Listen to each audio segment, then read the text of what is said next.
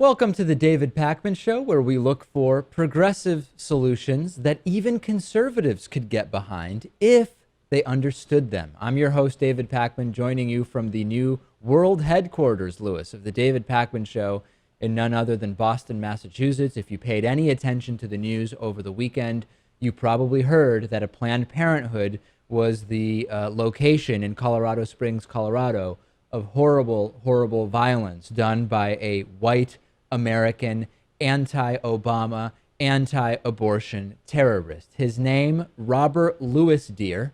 Sounds kind of weird. Sounds like you're calling someone, hey, Robert Louis Dear, could you come to the table? But that is the name, Lewis, of the man that perpetrated, allegedly, I guess, even though he gave himself up and basically explained why he did it, killed 3 people and injured 9 people during the shooting and the 5-hour standoff that ensued eventually at, as I mentioned, a Planned Parenthood clinic in Colorado Springs, Colorado. One of the 3 dead, a police officer. Dear was the subject of at least 9 investigations by law enforcement officials when he lived in North Carolina and South Carolina before eventually moving to Colorado, where this crime took place. He said that President Obama is ruining American, according to a neighbor of Dear's. Zygmunt Post also told BuzzFeed that he was a neighbor of Dear's in Hartford, Colorado, and that the man once was handing out anti-Obama pamphlets. Dear said to authorities that he is anti-abortion. He is also anti-government. And he also made remarks about, quote, baby parts to investigators after his surrender.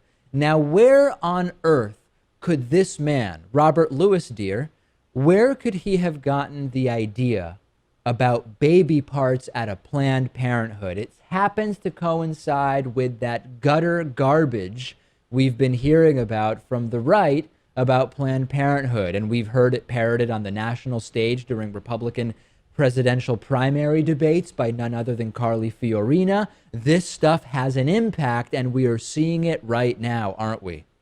It does. Of course, there's still the mental health part of the story, right? Sure. Is this an insane person who is highly impressionable? Did he just be schizophrenic? What is he?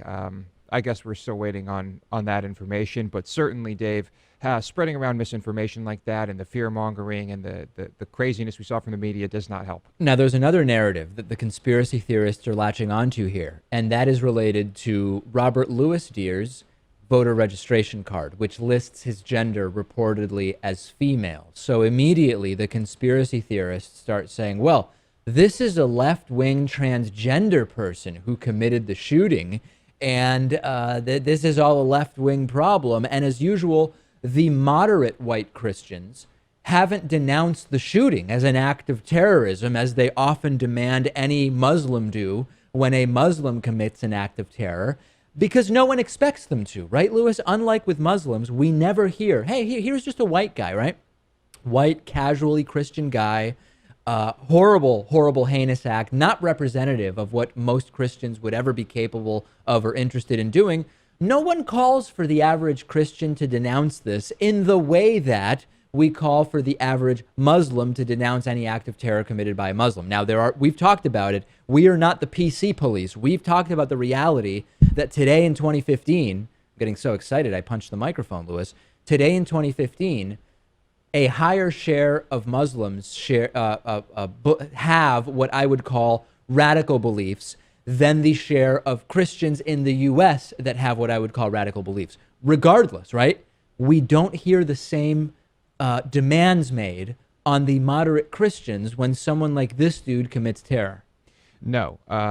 Is that because we're a Christian nation, right? Sure. And when you're a Christian nation, if ISIS commits a bombing in Turkey, right, are Muslims in that country going to, or atheists or agnostics in that country going to say to Muslims, it's all a Muslim country, are you going to denounce this? Probably not, because it's kind of just assumed that, well, of course, this is not representative of all of Islam. Otherwise, Turkey would be in a constant state of explosions all the time.